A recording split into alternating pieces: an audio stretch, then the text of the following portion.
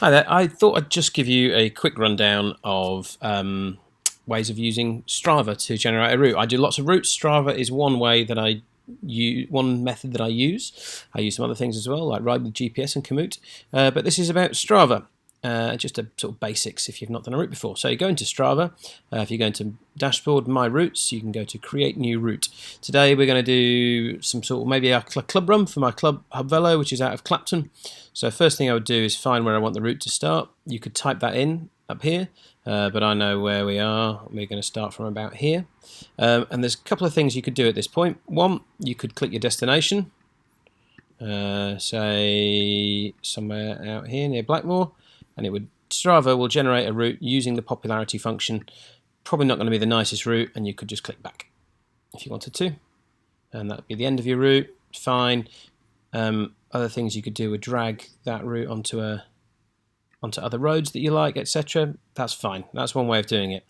What we're going to do though is if you click up here, turn on, don't worry about these extra settings I have that you might not have, the global heat map, which shows popular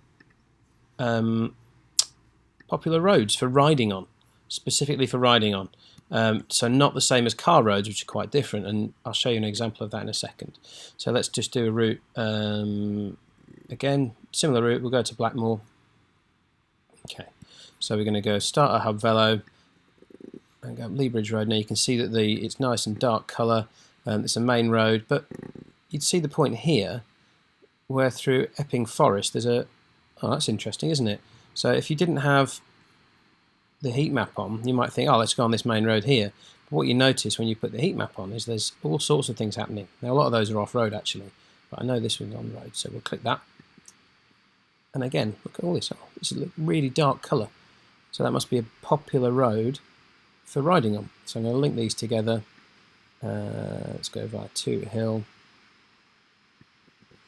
And this is a really busy road for cars, but you can see it's really quiet for cyclists for a reason, because it's horrible to ride on. So let's make this road. So basically just keep clicking your where you want to go.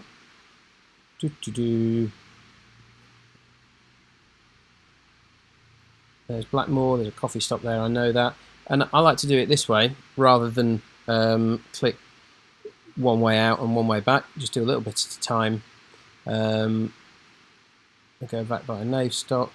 The important thing to do is like that. Don't click just after a junction, because what will happen is it'll do this funny thing, and say you did your next click up here, you'd end up with this sort of weird route where you would turn around and go, oh, sorry guys, we've gone the wrong way. So let's say I've done that though, what you can do is then drag this to a sensible route like that.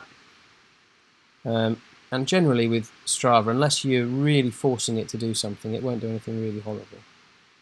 I'm going to come back in via Chigwell. Lincoln's Lane, to know. Back in. Now you have to do this on the desktop version of your Strava. Zoom out, have a look. And actually, I think it's fairly good. I don't think there's any editing I would need to do to that. We'll just have a quick look. It's good to have a look through, check there's no silly junctions or anything. Is there anything you want to add to it? Let's say we wanted to make this turn to 100k. What I could do is maybe add in this loop here, which is one of actually a really nice one. And perhaps the Viper Pub.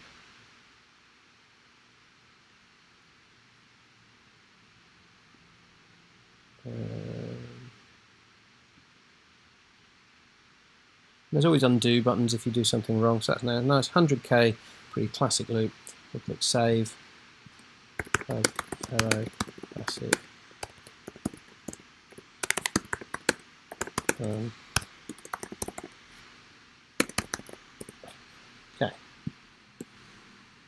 so that's done. You can view your route, and you now should be able to open that on your phone. You can export GPX, or it pops up on your Wahoo or your Garmin if you've got the right integrations.